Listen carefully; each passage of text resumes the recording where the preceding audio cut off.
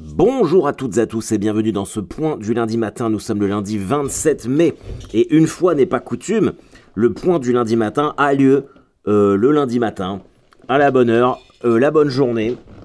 Comme je vous avais promis, je sais pas combien de temps ça a duré parce que je suis un peu dans le rush, je dois partir à Paris, mais j'avais un peu de temps et enfin non, j'ai pas tellement de temps, mais la régularité fait que on est plus sérieux et l'engagement que j'avais pris. Ça ne veut rien dire ce que je suis en train de dire. Non, mais c'est simplement que si je me force à faire des trucs, je reste concentré. Et il y a trop d'échéances importantes pour ne pas être concentré. Voilà. Avant toute chose, merci pour vos messages par rapport à l'accident de trottinette. Mais rassurez-vous, ça va bien. Comme je vous le disais la semaine passée, j'ai eu un peu mal à la tête pendant 1 ou 2 jours. Et Dieu merci, j'avais mon casque. Franchement... Vraiment, je veux pas faire le vieux con, mais mettez vos casques, même en vélo. Vous savez quoi, ça me rappelle un truc. Il y a 10 ans maintenant, je vais fêter mes... Oh, putain, c'est vrai que ça fait 10 ans. Pendant 4 ans, j'ai travaillé comme assistant administratif dans un magasin paramédical. On vendait des couches aux vieilles, aux maisons de retraite, et beaucoup de matériel pour les personnes handicapées. Genre fauteuil roulant électrique, machin truc et tout. Pourquoi je vous dis ça? Tout simplement parce qu'on avait dans nos clients un mec qui était professeur à l'université de Caen avant, ou un truc comme ça, je sais plus. Et le gars a fini en fauteuil roulant tétraplégique, parce qu'un week-end, il était parti faire du vélo, il était passionné de vélo, et il est tombé, il n'avait pas de casque, sa tête a heurté un trottoir, bim, tétraplégique. Donc voilà, moi ça m'a toujours marqué cette histoire. Et depuis que j'ai rencontré ce mec-là, mais je mets toujours un casque. Et je force toujours mes enfants à mettre des casques quand ils font leur vélo. Alors que quand moi j'étais enfant, avec Max, on partait, on faisait n'importe quoi. On avait nos Walkman sur la tête, on écoutait la musique à fond, sans casque. On s'arrêtait pas au stop. D'ailleurs, on a pris une amende un jour. C'est la première amende que j'ai eue, je crois que j'avais 14 ans. On était avec Max et puis un autre pote, Aurélien. Et Aurélien était en roller, il se tenait à nos 2 selles de vélo et on le tirait en vélo. Et on avait cramé un stop, et il y avait les gendarmes juste derrière nous. Ils nous avaient ramenés chez nos parents, amende, machin truc et tout. Et bah mine de rien, ça ne servait à rien. Parce que j'ai quand même cramé d'autres stops après. Mais on faisait un truc aussi qui était n'importe quoi. À l'époque où je faisais beaucoup de roller... il y avait le bus qui passait, et je sais pas pourquoi, à l'arrière du bus, il y a toujours des poignées. Et nous, on attendait qu'il s'arrête à un arrêt, et on s'accrochait en poignée derrière le bus qui roulait, puis on était en roller. Et le bus nous traînait en roller, mais vite, hein. N'importe quoi. Sans casque, bien sûr, sans protection. Et là, c'est là où je vois que je vieillis, parce que je me dis, putain. Donc non, portez vos casques. Portez vos casques. Et ouais, et mine de rien, ça me fait penser à un autre truc, c'est que ce boulot que j'ai détesté, mais vraiment j'ai haï ma vie pendant 4 ans là-bas, c'était nul, la paye, j'avais même pas une paye à 4 chiffres. Une fois qu'on m'enlevait les tickets resto, j'étais à 980 € par mois, et je faisais tout, j'étais même chargé de changer le papier toilette dans les toilettes. Enfin, c'était un cauchemar. Un cauchemar. Et j'ai quitté ce boulot-là le 8 août 2014. Ça va faire 10 ans que je me suis barré de la vie active traditionnelle. Tiens, ça peut être si vous avez en ce moment des doutes sur ce que vous faites, ça peut peut-être être inspirant pour vous. Moi, je m'en souviens, ma fille, Lauriane, elle est de février, mars, avril, mai, juin... Donc elle avait 4 mois, c'était notre premier enfant, on était en HLM, et je me rappelle, j'étais en train de trier des... Je me rappelle parfaitement de ce moment. J'étais en train de trier des couches dans la réserve du magasin, et il fallait que je les mette par couleur et par nombre de gouttes sur les paquets. Mais l'enfer, parce qu'il fallait pas mélanger les paquets, parce qu'il y a des petits vieux, il leur faut des gouttes maximales, l'autre, il faut juste les paquets jaunes d'absorption minimum. Et j'étais là en train de ranger les couches, habillé avec une petite chemise qui me rentrait dans le froc, vraiment en mode horrible quoi, en mode pas moi, et j'ai bloqué, je suis mais qu'est-ce que je fous là? J'étais resté 4 ans, vraiment à y aller tous les matins à reculons, à attendre vraiment 9 heures pour rentrer dans le magasin, Et j'ai eu ce moment où je me suis dit, putain, qu'est-ce que je fous là? Et vraiment, je suis allé voir direct la responsable, et je lui ai dit, ouais, je veux partir. Sans vraiment... j'avais pas prévu de le faire ce jour-là, c'était une espèce de... Une sorte de réalisation d'un seul coup. C'est maintenant. C'est si je pars pas maintenant, c'est fini. Et je suis allé la voir, je veux partir, je veux plus faire ça. Et elle me fait quoi? Mais Harold, alors après m'avoir traité comme une merde pendant 4 ans, elle fait, vous vous rendez pas compte à quel point vous êtes important ici? Oui, oui, je pense que vous allez trouver quelqu'un d'autre pour changer les rouleaux de papier toilette, c'est pas un problème. Et je lui ai dit, je veux partir. Du coup, on a mis 2 ans, enfin on a mis 2 mois à régler les détails. Et quand j'ai dit à tout le monde, quand j'ai dit à mes parents, je quitte mon CDI là. Je déteste ça, je veux tenter ma chance dans le stand-up et la comédie, parce que ça faisait 3 ans que j'en faisais.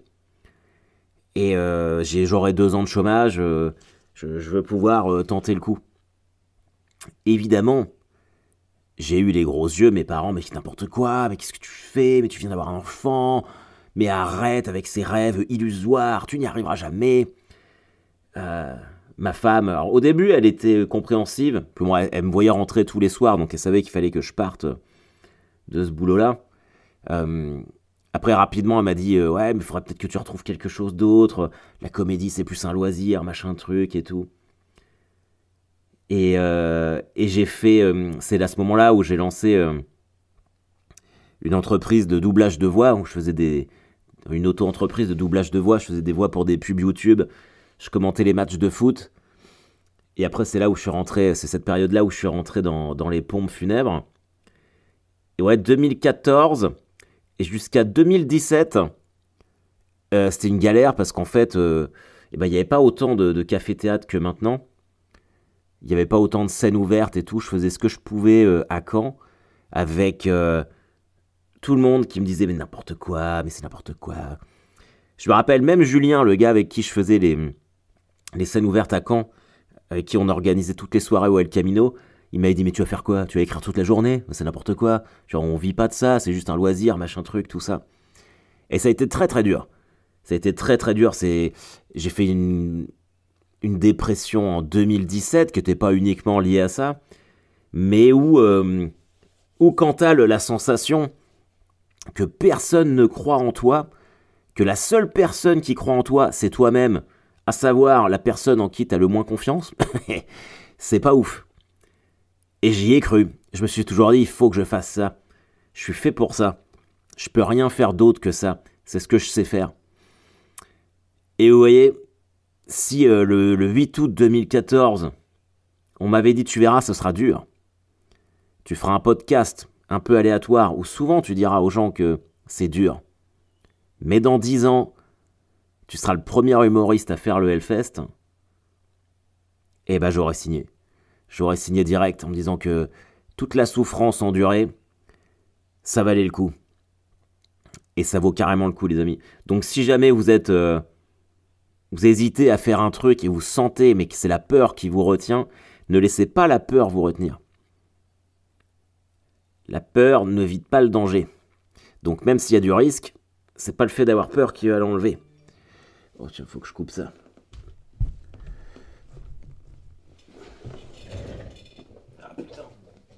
Chier, merde. Voilà, j'espère que ça vous a inspiré un petit peu. J'ai eu un petit... mon téléphone, j'aime pas quand ça sonne. Mais tout ce que je voulais vous dire, c'est ça. Mettez votre casque pour faire de la trottinette. Surtout. Non, mais par contre, pour revenir sur un truc un peu plus léger, moi j'ai fait des dingueries. Alors, faut pas que je dise ça, j'aime pas ce terme en plus. Vous voyez ça, c'est à force d'entendre des mots comme ça, je déteste dire dinguerie. Je déteste entendre des stand-uppers qui disent ça. Et je l'entends tellement que ça finit par rentrer dans mon vocabulaire. Non, j'ai fait n'importe quoi. Par exemple, quand j'ai joué à Nantes, j'avais pris ma trottinette. Je suis reparti en trottinette jusqu'à ma voiture qui était garée à l'extérieur de Nantes avec un gros sac de voyage, mon sac à dos avec tout mon matos, ma caméra et tout ça, et 2 katanas. J'avais 2 katanas dans le dos que j'ai trouvé à Nantes. J'ai le katana de Dark Sasuke dans Naruto. Et le 3e katana de Roronoa Zoro dans One Piece. Et comme je savais pas où les mettre, qui rentraient pas dans mon sac, j'avais 2 katanas dans le dos.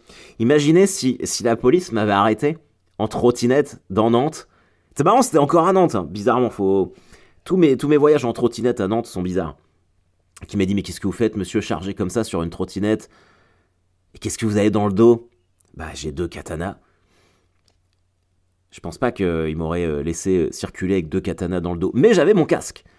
Donc voilà, les amis. D'ailleurs, en parlant de ça, c'est marrant parce que mes travaux, là, ça devient vraiment... Là, je suis en guerre. Là.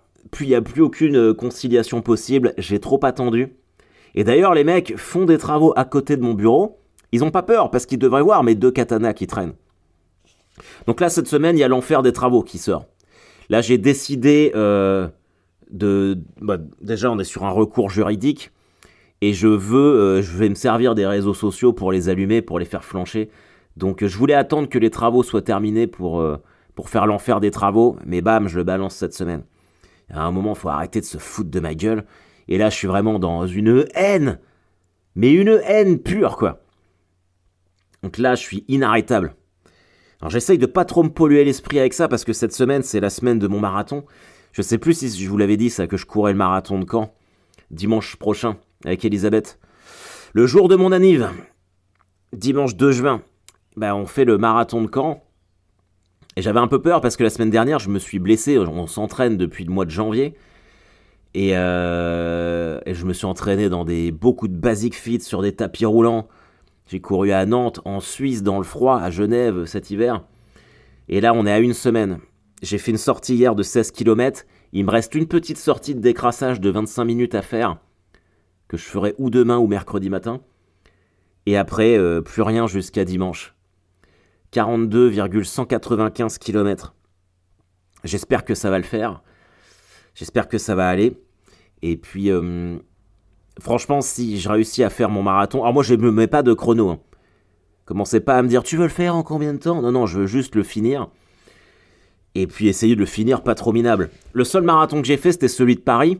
Et c'était en 2018... juste après ma dépression, et ça avait été très très très très dur.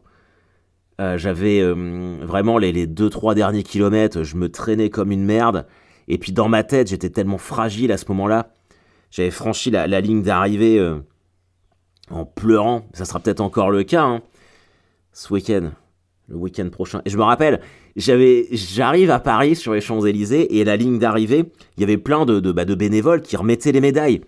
Et il y avait plein de petites meufs vraiment trop belles, trop mignonnes. Et je sais pas pourquoi, moi, je fonce dans le couloir où c'était un vieux. Et les petites... toutes les nanas mettaient les médailles autour des coups, du coup, des finishers. Et moi, j'arrive et le vieux, il me voit et il me donne la médaille dans la main. Alors, il me l'avait même pas mise autour du cou. Ça m'a niqué mon arrivée. Petit enculé. Donc voilà. Bon bah ça, si vous voulez m'envoyer des messages d'encouragement, je prends. Qu'est-ce que je peux vous dire d'autre? J'ai fait le concert d'I Prevail le mardi dernier. Donc gros concert de métal à l'Olympia.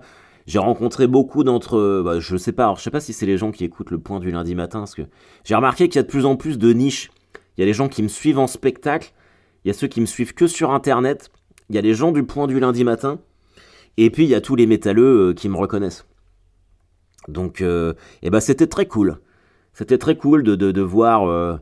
les gens sont toujours sympas, ça fait plaisir. Et ça c'est pareil. Ça. Mais ça c'est de la faute de Max. Moi mardi dernier, je leur avais dit, je fais écouter les gars, moi j'ai mon marathon, je prends que de la ginger beer raisonnable. Mais tu parles, j'ai bu 5 pintes, j'étais à moitié déchiré. Mais ça valait le coup, franchement ça valait le coup.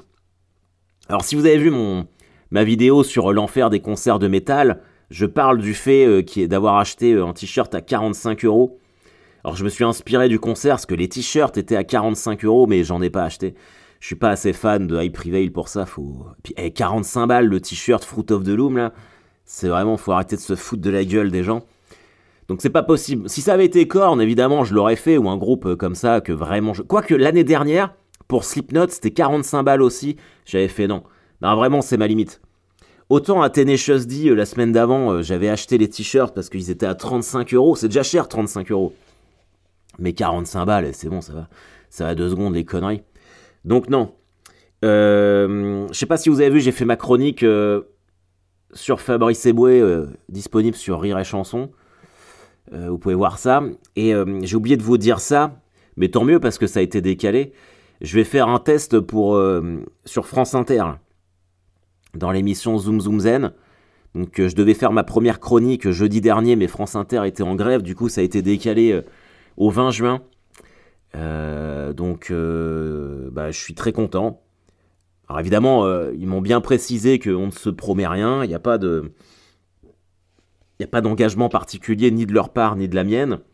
Bien évidemment, si ça se passe bien, j'aimerais renouveler l'expérience et m'installer durablement à partir de la saison prochaine sur France Inter, parce que c'est quand même, en termes de remplissage et puis de prestige, très très cool. Mais bon, on verra, chaque chose en son temps. On va déjà faire celle-ci. Alors l'avantage de l'avoir décalé, c'est que la chronique est déjà totalement rédigée, donc j'ai juste à la pimper. Et puis voilà. Je sais plus si la semaine dernière, je vous ai dit que je tournais un film aussi, le 18 juin, avec McFly, Carlito, Adrien Méniel, tout ça. Donc ça fait 3 ans que j'avais rien tourné depuis L'île prisonnière. Je crois que je me répète, je sais plus. Enfin bref, il y a ça, donc ça c'est cool. Et puis en parlant de films, mais je suis trop content. Vous savez, vous connaissez ma passion pour la comédie américaine, pour les films américains, et j'adore tous les films d'Adam Sandler. Je suis vraiment un énorme fan depuis que je suis au lycée. Les Waterboy, Happy Gilmore, Big Daddy, tout ça, j'adore. Et Happy Gilmore, c'est quand il fait du golf, et ils vont en faire un deuxième, ils vont faire la suite d'Happy Gilmore. Et je suis tellement heureux. J'en ai vraiment rien à foutre que ce soit nul ou que ce soit bien. C'est juste retrouver des personnages. D'ailleurs, là en juillet, ils sortent le flic de Beverly Hills 4 sur Netflix. Happy Gilmore, c'est pareil, ça sortira direct sur Netflix. Donc franchement, je suis trop content, c'est trop cool. Voilà les amis, ce soir, je pars à Paris. Je fais première fois de Yacine Bellous, le grand Yacine Bellous, l'un des meilleurs humoristes de France. Et il a cette scène au théâtre Le République qui s'appelle Première fois, où alors c'est pas ouvert seulement aux stand-uppers, il y a de l'humour bien sûr, mais il y a de la chanson, de la musique, et l'idée c'est d'arriver avec un set. Alors là, comme on est beaucoup, Yacine m'a dit qu'il fallait faire vraiment 7 minutes max, où t'arrives et tu testes un truc pour la première fois. Donc je vais tester ça, parce que j'ai des trucs que je voudrais voir pour... alors peut-être pas pour le Hellfest, parce que le Hellfest, j'ai pas trop envie de prendre de risques, mais pour améliorer mon nouveau spectacle. D'ailleurs, vendredi dernier, je suis allé jouer à côté de Lille, sur un plateau d'humoristes. Je devais faire 20 minutes, mais j'en ai fait 35, parce que je voulais vraiment goupiller ce que je vais faire pour le Hellfest. Donc j'ai déjà quasiment la setlist de ce que je vais faire. Comme je vous disais, je pars vraiment sur un best-of où j'ai mélangé un peu tout. Pour ceux qui ont vu les 2 spectacles, je commence avec une serviette pour tes pieds. Qu'est-ce que je fais de connu ? J'ai fait le Rabbit aussi. Je finis par le commentaire, bien entendu. Plugano, pour ceux qui ont vu le nouveau spectacle. Plugano, la coloscopie, les chicken wings, sorties scolaires, les complexes de jeux pour enfants. Mais il y a tellement de trucs en fait que je voudrais mettre, mais je peux pas installer une sorte de fil rouge au Hellfest parce que les gens vont être là, ils vont venir, ils vont repartir, il va quand même y avoir un turnover, donc il faut que je fasse des trucs très courts, très faciles à prendre en chemin.